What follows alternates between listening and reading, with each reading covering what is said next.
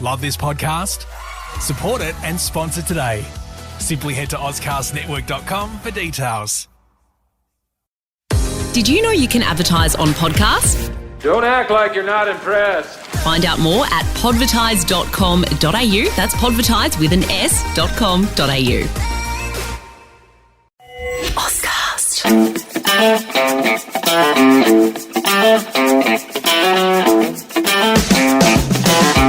Welcome to episode 5 of the Maker and the Drinker podcast, proudly presented by Ozcast Network. Andy and Liam do a fantastic job with over 60 podcasts as part of their family, so make sure you check them out, ozcastnetwork.com. And First Drop Wines, the home of the brave. The weather is heating up. It's very hot at the moment. And look, restrictions have been eased and they don't sell pizza. Let's just really cement that home. Johnny Retsis, tell us something to drink in the really hot weather, please. Last week you told us about the Matador. I want to know something else that we can have, more of a whitish one. Hey, Jared. Yeah, look, it is warming up. It's getting hot and steamy. And to that end, I think it's time for Vivo Anise. Anise is an Italian grape variety grown in northern Italy. We make ours in the Adelaide, from fruit in the Adelaide Hills, and it's delicious. So perfect with seafood, perfect with antipasto.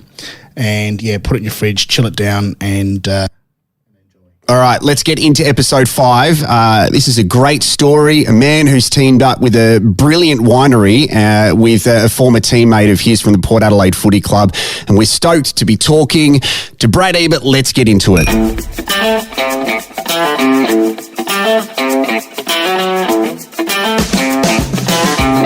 Brad Ebert from Hey Diddle Wines, thank you for joining us on The Maker and the Drinker. Mate, thank you very much for having me. As soon as you came to me and said you want to come on board, I'm very happy talking about wine and getting in here and having a chat with you boys, so excited for it. This is good though, because we like to introduce people as a winemaker or wine owner and not footballer, because you've transitioned into a different part of your life and you get to focus more on the wine side of things. Can you take us through the journey of Hey Diddle Wines? Yeah, so I guess for me it started probably, so the idea came probably 2016. TJ and I were sitting around. I sort of said to him, "Look, mate, I'm keen on this. I've been enjoying wine for a fair bit. Johnny probably can testify to that. I was always up talking shit with him and getting the lay of the land and how it all works and what do you do with this and picking the brains of a few people I knew. And I knew Ben Shipman as well. And so I went to Chippy one time with Toby Yap, who was a partner of his at the time. And I said, mate, I'm keen on getting involved. How do we go about it? What can I do? What should we do? And he was like, look, let's start from the ground up and we'll go from there. So he was like, look, let's just start with something, start with your own brand, start with your own name, and we'll be able to build a brand and build a company from there and just see where it goes. And mate, it's been good. It was 2017 was our first pick. That was a Shiraz. It was off the Shiraz block. So, and it's really cool. I've loved being able to go out, learn a heap about it, but also just meet some awesome people as well. So, I was just saying that the Schillers, the 6th generation growers, Benny and Tommy Schiller out there. And so we got some Shiraz grapes off them to start with, and it just sort of went from there. We had the pick. I was up there trying to help out with vintage where I could and do bits and pieces around football and creating a young family at the time, and just learning the ropes really, and then the business sort of side of things comes to the head, and that's probably where TJ and I come in and really do it all. So at the moment it's just Tom, myself, and Chippy as a winemaker and partner, and we've just slowly evolved and slowly organically grown from that first Shiraz, and then we've released a Montepulciano, a Super Tea. We've got all these sorts of things coming. What's a Super Tea? Well, it was a bit of a play on the old Super Tuscan. It was like an old, when they were, JR could probably explain a little bit more, but back in the 80s, I think the Italian sort of appellations, they have all these real strict regulations and stuff, and people started blending bits and pieces together that weren't actually, classified in certain parts, and so for us we were just throwing a few different things in together. It was a Cabernet, Sangiovese and a Montepulciano, 3-part blend, and for us it was just being able to pull a few different things together and make something a bit fun and a bit funky. And I guess for us, the whole sort of brand, the whole sort of story was really about TJ and I showcasing what SA is, what it is to be a young guy growing up in Adelaide, and what it is to be South Australian, and we're doing it through that artistic lens of wine. So that's where we got the idea, and it's just been a beautiful balance between that and football, and like I said, family. One part football is now finished, and I can sort of start doing other things with it. JR, can I ask you, we spoke to Channing Fry in episode 1, and I think you and I spoke prior to that on the phone. We were saying one of the most frustrating things that it would be for you is when people associate their name with something and that is all they do. So they actually don't educate themselves on the winemaking process, or they don't educate themselves on actually what goes into it. They're just going, cool, this is mine. I'm going to put a photo on my social media, go and buy it. And when someone says, hey, tell us about it, would that frustrate you as a winemaker? So you can hear Brad talking about it, so he knows what he's talking about, which is great because he's invested in it. But there's a lot of people who don't. Yeah, 100%. Look, wine's all about, for me, passion, and like you said, Brad, expressing South Australia, whether it's the Barossa, the Adelaide Hills, or what have you. And yeah, there's a lot of just, I'm going to put my name on it because I used to be a cricketer or a movie star. But I think the general public can see through that, and if there's no authenticity and there's no story and no connection, I think you get shot down in flames. Whereas the boys have done a brilliant job in, working during vintage and managing bottling, managing the business. And I got a delivery not a few weeks ago from TJ, from Tommy Jonas, and he delivered it himself. And we sat down and we discussed the wines, and you could see that there was a connection between what they were doing and what they were delivering.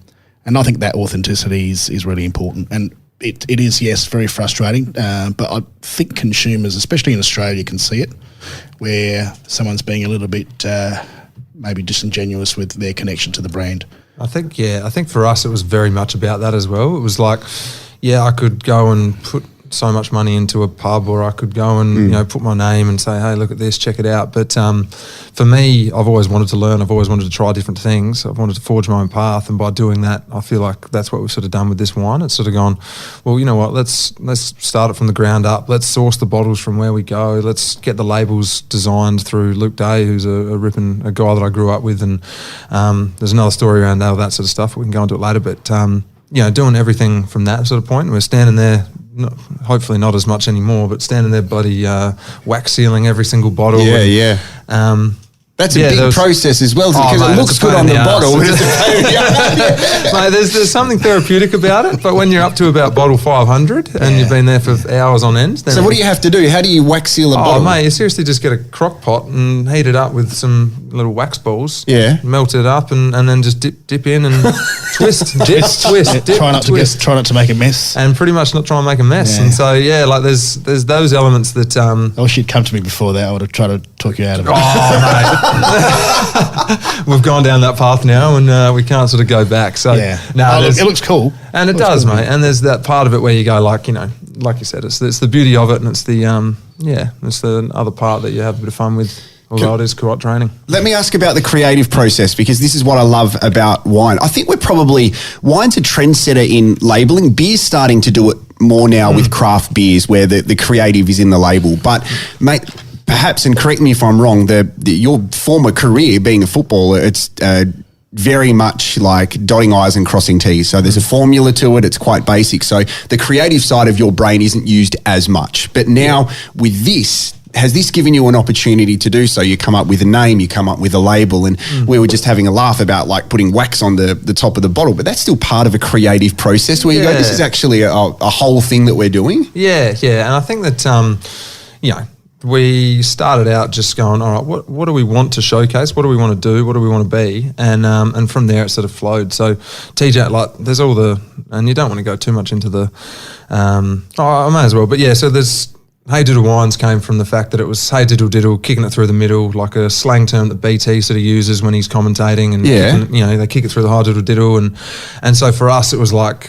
east and west. I was a west side of the city boy, grew up by the beach. TJ was east, he grew up by the river.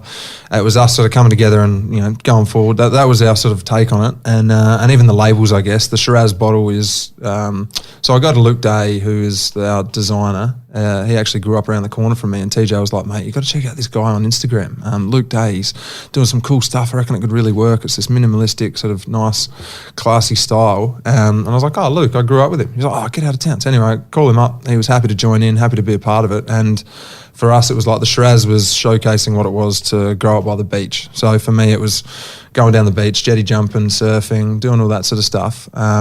So tell that to Luke. He comes back with a design. Awesome. The Montepulciano was TJ growing up by the river, getting down there.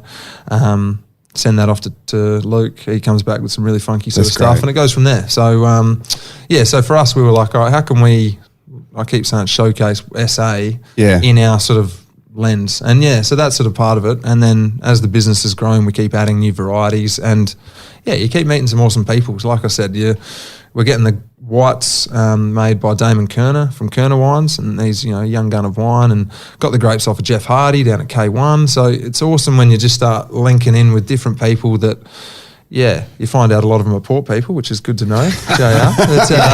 No money. Actually, must be something with Young Gun of Wine, because we were the first inaugural Young Gun of Wines in 2007. Yeah, right. There you go.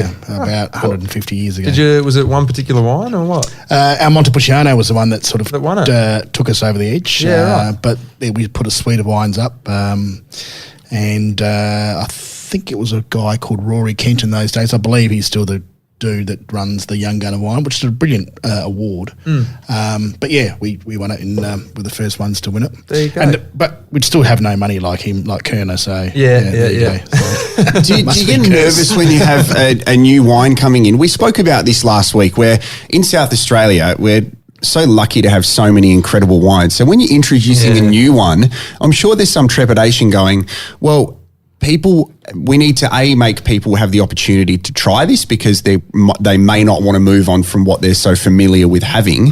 And then you've got to price point it and go, it's not like you're entering a market where there's not much wine. You're entering a market where there's wine everywhere. So you just got to go, we hope people try it because we know how amazing it is. Yeah, no, totally, mate. And that was where, yes, we've got some form of public profile to help sort of push it a bit, but we realise that we've got to be out there and we've got to be, selling it to trade and being at the tastings. And Cellador Fest, we went there last year and had a good couple of days. And so, we know that you've got to get out there and you've got to show it, and you've got to, be very forward in sort of pushing it like that.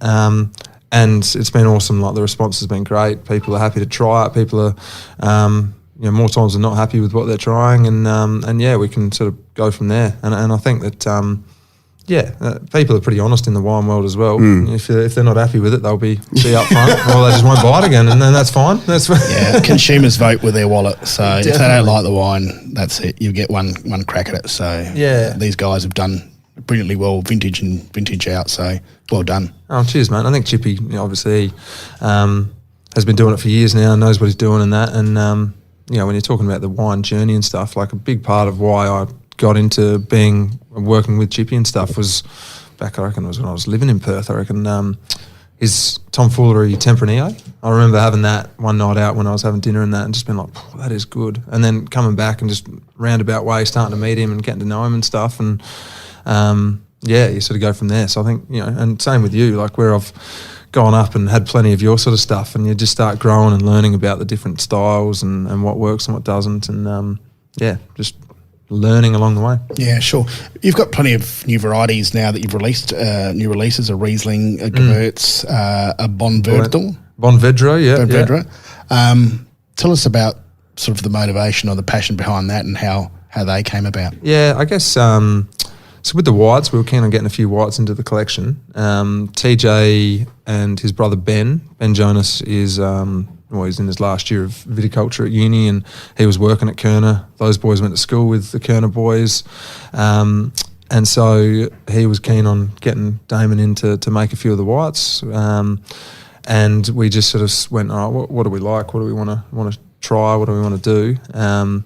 And this block came up with a couple of cool varieties that we were liking, and in our sort of price point and in the list of what we wanted to try and do, and that sort of went from there in that sort of sense. There was a rosé that we brought out, and that initially came from the fact I have a property down in McLaren Vale, and out the back of that there's some grapes on the vines. They're not mine, but it looks sort of like they're mine. Someone else owns them. So you just went and nicked them? Pretty much, yeah. Just late at night, just picked off a couple of Grenache grapes and made a rosé out of it. So, there's different links to why we do different things. And I think the whites was just trying to expand our repertoire as much as anything. Like I'll be the first to put my hand up and say I'm no expert in white wine, but I've slowly started to enjoy it over time, and we were keen on getting some in the portfolio, I guess, and growing the brand. Yeah, cool. Well, it's great to see the portfolio expand and new varieties come in. I mean, Gewurz is a personal favourite of mine. It's not too many make it. It's been around for a little bit in Australia, but yeah, it's great with Asian food and great with Thai food in particular. I think people get put off. Yeah, I think people were getting put off by the sweetness of some of them, and Damon's pretty good in terms of being able to tone that down a little bit and just get that more acidity into it, and and they need an acid balance. Same with Riesling, some of the great Rieslings from Germany can have 50 or 60 grams of sugar, and but they're not sweet because the acid balances them the other way. So going back then, let's talk about your wine journey, because the other night was on my social media and I saw a photo of one of your former teammates, Xavier Dersma, on his Instagram drinking a glass of red. And I thought, hold on, are you 21 yet, mate? I didn't start drinking wine until my late 20s, because I found it was, initially I was going out having a few beers and I never thought I'm going to sit down and have wine. It's probably over I'm 36 now, so the last 8 to 10 years, I've really started to enjoy my wine and really understand why I was enjoying it. And you said when you were over in Western Australia, you had a glass and this is really good. Can you recall when you almost made that transition and who influenced your wine journey? Mate, I can remember, so I lived with the host family when I first got drafted. So I was 17 at the time I left home. Went in with this host family and they were into their wines, and they were like, oh, do you want some? Like on a night when I was heading out with a few of the mates and stuff, I was like, yeah, why not? I had some. I thought, this is disgusting. Yeah. I was just 18. I'm thinking, this is no good. And for a couple of years there, I sort of just didn't really give it another chance. But I think as time goes, and like you said, I feel like with footballers, what happens is you can't probably go out like others do on a regular basis like that. So for an Xavier Dersma or for Connor Rosie and a few of those sort of guys, yes, you can go out every now and then and you can have a good night and all that sort of jazz, but a lot of the time it is just sitting around with mates, having a few beers or having a few wines, and I think that's what happens. You end up sort of drinking them a bit earlier than some might, and then you just enjoy that, instead, and maybe not instead, but as much as sort of having beers or whatever. So when the time's right, I think a lot of the boys end up saying, oh, well, I'll have a glass of red, or I'll have go out, have a steak and have a glass of red. So I think that sort of just happened with me, and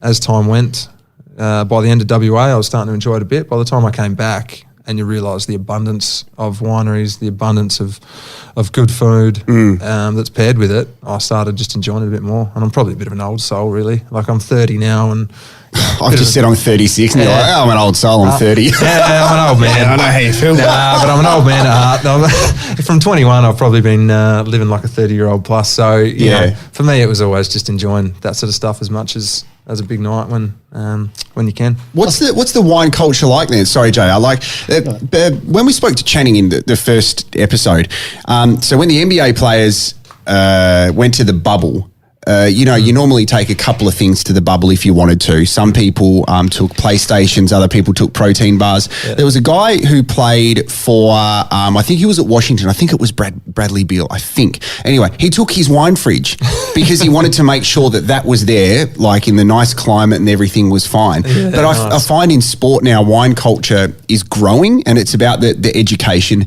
However, it's also a status symbol. So you see these people out there in every kind of sport. They have to make sure they're taking a photo of the bottle of wine they're having just to show that they've spent $2,000 on or something. Yeah. I know what you mean. And AFL culture is very different to that. They're spruiking a $35 bottle. Yeah. It's big time. But funny one with us going into the hub as well. It ended up timing with my 250th game on that middle weekend. Yep. And I was like, you know what, I'm going to take a bit of wine up there, and, because we only just bottled I reckon it was the Super Tea. So I was like, oh, perfect, here we go. Strapped it up, took a dozen Super Teas on there, so they're loading off, taking all the golf clubs, all the surfboards, all the bags, big box of wine, point next to it. Xavier Desmond's post. But so anyway, we ended up knocking off a few of them, and Who else? I reckon there was a couple others that I ended up sending up to the hub when they were in there. Michael Hurley randomly sort of ordered a bit of wine, and he was into his wine as well, so I sent a bit up to him. And yeah, mate, I think that when you're living in that sort of hub life, I think that a bit of normality and a bit of normal life when you can is paramount, needed. So Eddie Betts loves his red wine, absolutely loves it. And he got sent, I think, for his 300th game at Hentley Farm. And in the box where you have to undo it with a screwdriver, like he got, I think, a case of whatever the wine was, but it was a very expensive one.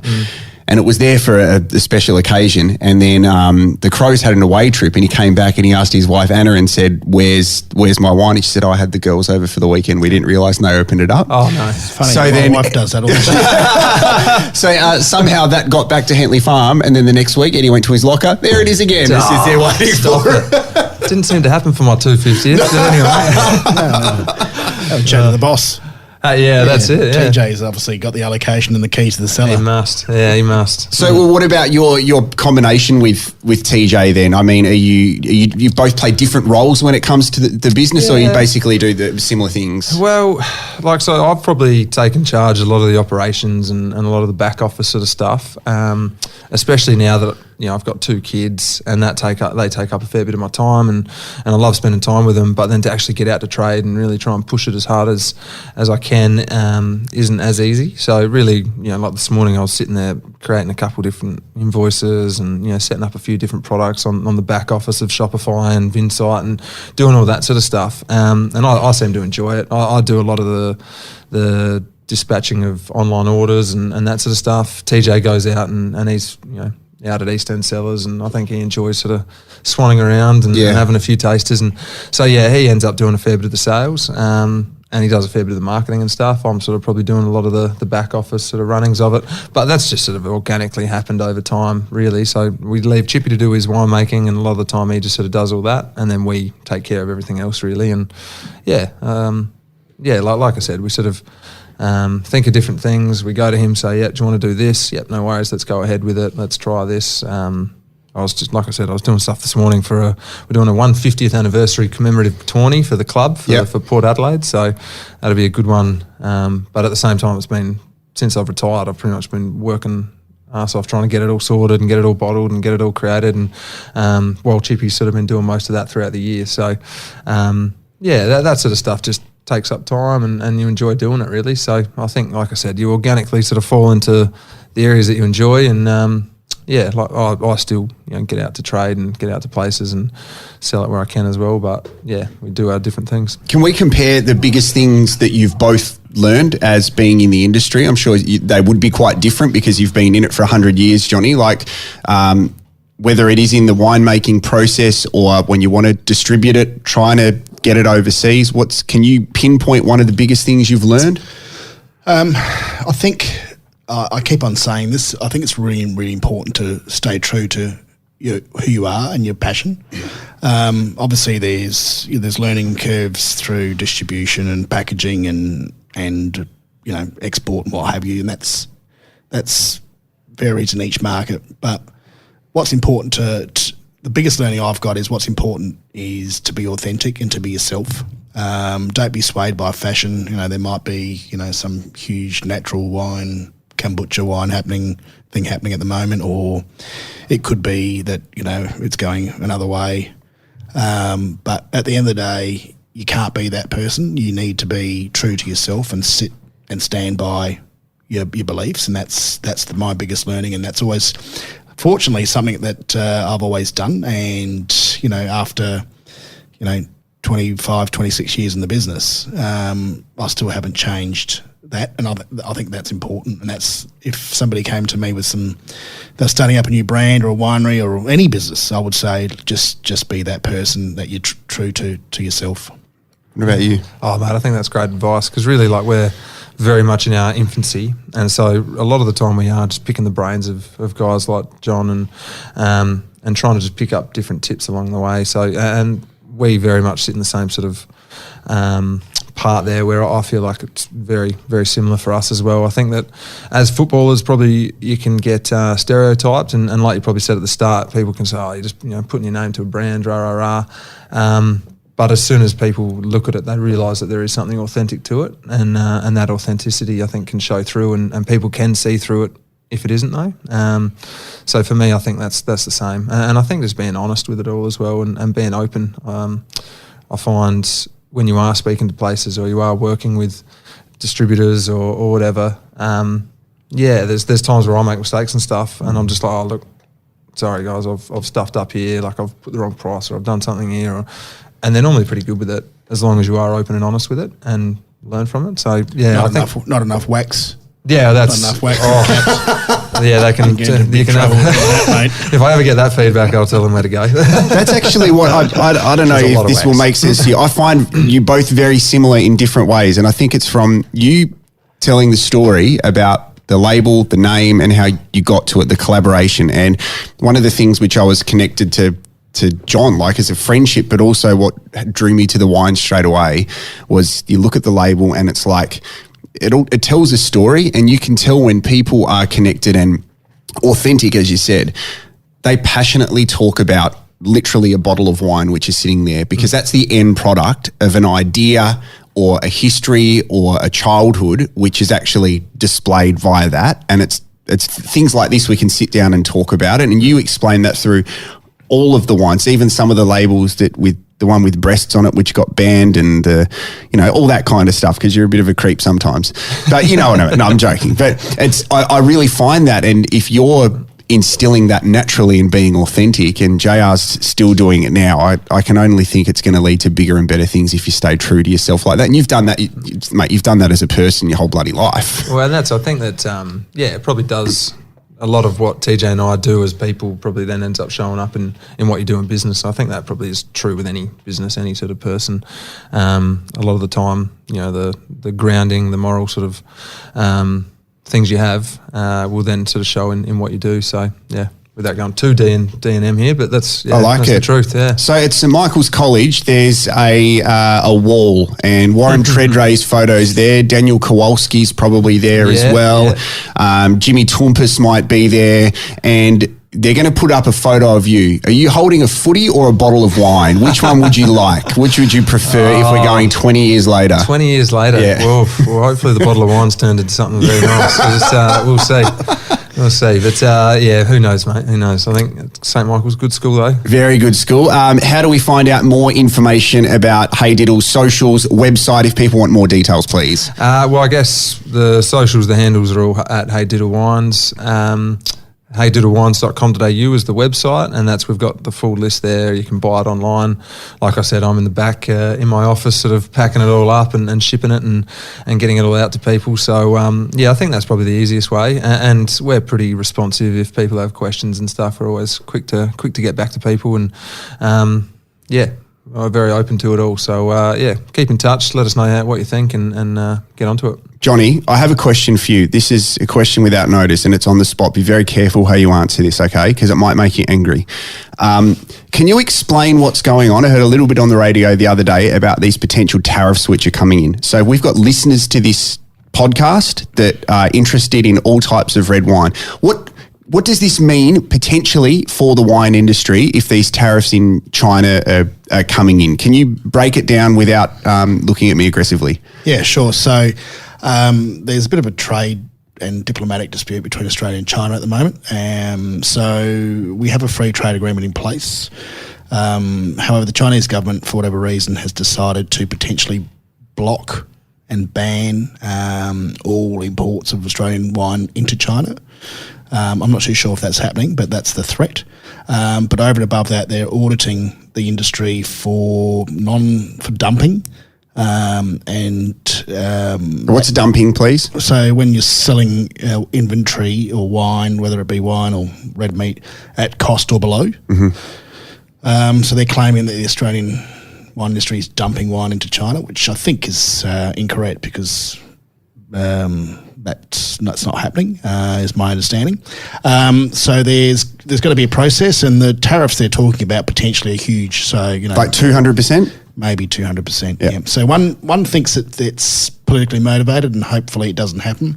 China represents 40% of all wine exports of the industry. So it's a massive chunk.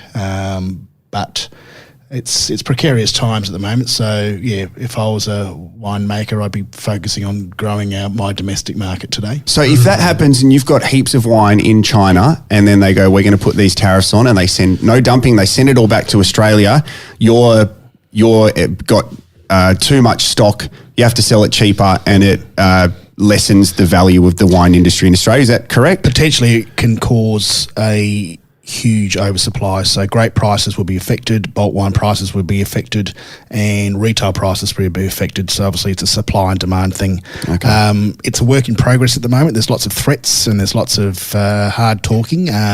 Nothing's happened, and one hopes that we can get ourselves out of it, but it doesn't look great at the minute. So the whole industry's potentially, if this does go ahead, is going to be adversely affected. Okay, well, I appreciate you explaining that, because I was listening to it on the radio going, I've no idea what's happening here, so it's nice to know. So send all of your wine to America. Yeah, and it's not just wine. I think it's red meat. I think it's lobsters. I think it's Grain, timber, I think grain. Yeah. I hope it's not coconut oil, because poor old Ernesto. Ernesto's in trouble. Brad Ebert, thank you very much for joining us, mate. Hey Diddle Wines, congratulations. It's only the beginning, man. And good luck, because this is exciting for you. It's a new chapter in your life, which you pay your attention to alongside your beautiful family. But we're very grateful that you joined us today to speak to us about it. And you're a great human being. So we like to see good things happen to good people. So all the best, man. Mate, appreciate it. Thank you very much, boys. It's been awesome. Good on you, Brad. Good luck.